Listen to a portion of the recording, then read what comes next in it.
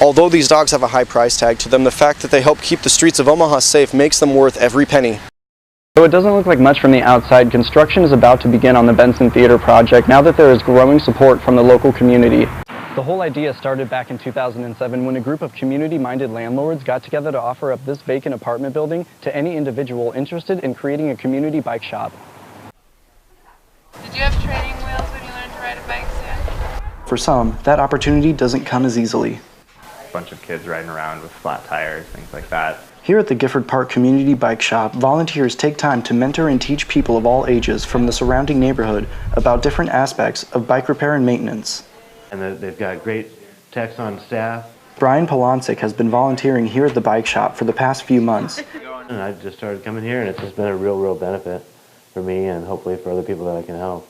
Polonczyk is one of over 300 annual volunteers who put in over 1,000 hours of community service a year at the bike shop. Working on bikes can be so transformative to a lot of people. And the kids come in and they leave with a skill set. They come in and they learn how to work on bikes. The whole idea started back in 2007 when a group of community-minded landlords got together to offer up this vacant apartment building to any individual interested in creating a community bike shop. The thing just kind of took off from there. Volunteers, neighborhood people, community activists, everyone just got involved like crazy. Charles Mitchell, who is currently the shop manager, has been a bike advocate ever since he learned how to ride. I've never had a driver's license. I've always gotten around by bike, and so getting into biking seriously when I went to college was just kind of this extremely empowering feeling. Mitchell then found this opportunity to combine his love of cycling and community involvement. Yeah, so personally, I was enthusiastic about cycling and what it could do to kind of empower and liberate people.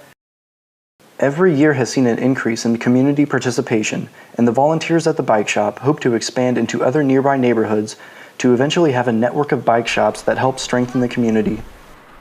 The phrase man's best friend gets taken to a whole new level when looking at the Omaha Police Department's K-9 unit. Meet Apollo, a full-grown Malamute and partner to Officer Charlie Moffett. Very distinct difference. I mean, most people when they see their dog play and then they see our dogs play, say, wow. Apollo plays like he works. It's not an amateur YMCA playing sport, it's pro level. Like all K-9 unit dogs, Apollo was born in Europe, then came to a specially equipped kennel in Pennsylvania shortly after. A few times a year, members of the Omaha Police Department drive there to test potential canines and see if they are up for the rigorous life of a police dog. Training these dogs is no easy task. Officer Jody Sauter knows firsthand how much power these dogs hold. And the dog found me and he apprehended me and grabbed my arm, but when he pulled my arm out, because they try to drag you out from where you're at, I was stuck. So my arm got yanked out and it ended up tearing my shoulder. With the extensive training, each canine can range from $6,000 to $16,000 depending on how much training it has had. This makes it difficult for the department to pay for many of the other items needed in the training center.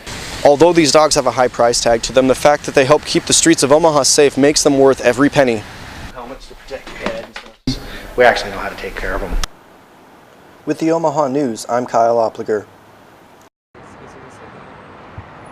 The Benson district has seen exponential growth in popularity as a variety of new businesses have filled what were once just vacant buildings. One building in particular appears to have been forgotten, but that's not the case. The community's very excited. This is the future site of the Benson Theater, a nonprofit that will foster the success of local artists, philanthropists, entrepreneurs, and undeserved populations within the historic community of Benson. Though it doesn't look like much from the outside, construction is about to begin on the Benson Theater project now that there is growing support from the local community. Amy Ryan, who is currently the owner and operator of the Pizza Shop Collective and executive director of the Benson Theater project, hopes that the theater will be a focal point that will bring together the Benson community and art scene. One of the things that is the most important to us is that we make sure that there is a space in our community for everyone. So that means including seniors, youth, special needs groups who can come in and use the space to volunteer to be a part of Benson, to have internships here and available for the youth in our area. There is still plenty of work to do before construction actually begins on the theater, but the goal is to model the renovations after the Benson Vaudeville Theater that originally occupied the building when it was built in 1923.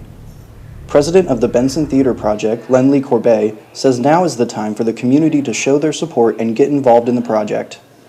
First and foremost is financially. To be able to accomplish the goal, it'll take about $1.2 million, and we are actively fundraising for that.